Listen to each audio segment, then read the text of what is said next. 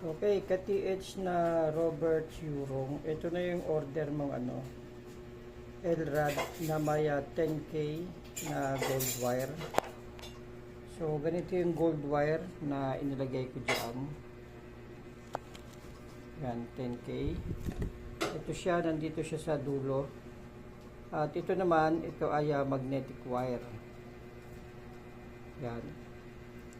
At yung pinaka-rad niya, yan ay tansong pula, copper, pati yung handle. At ito yung power load dito, ito ay merong liquid metal mercury.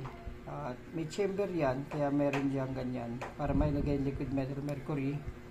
At nilagyan ko na rin ng magnetic wire.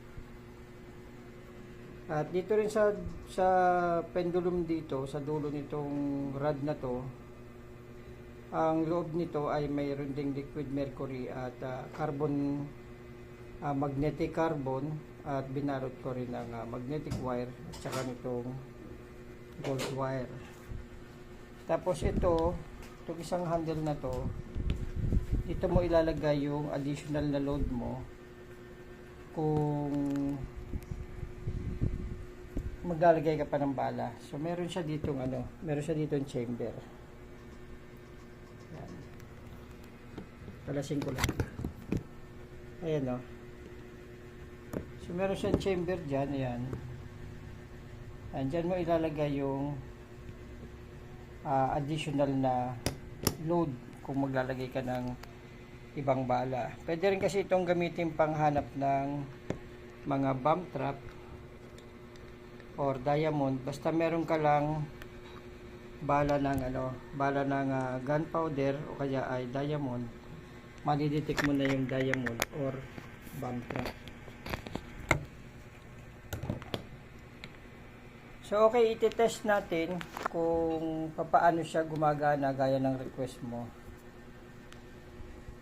Paki-videoan nga ako.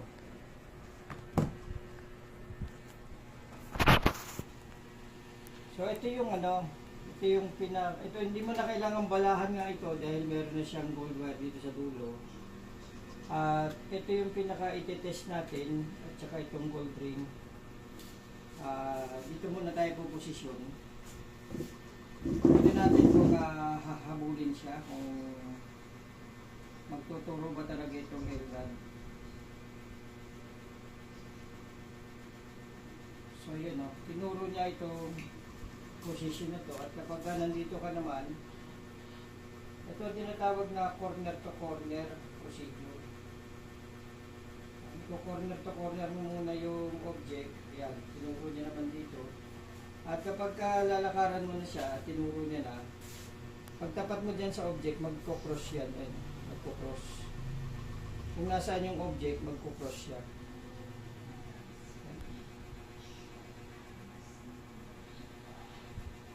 Kapag nasa tapat ka na kasama ng handle, magko-cross siya ng ganyan na parang L na L talagang nakala.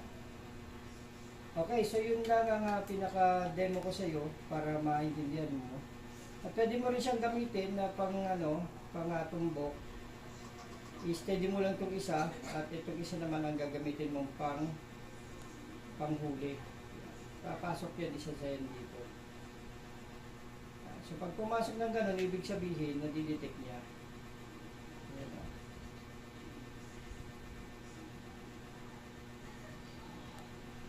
Yan. Okay. So yun ang pinaka pinaka trial at testing nitong gadget bago ko ipadala sa iyo. Para ito kaya ka-TH na Robert Yurong.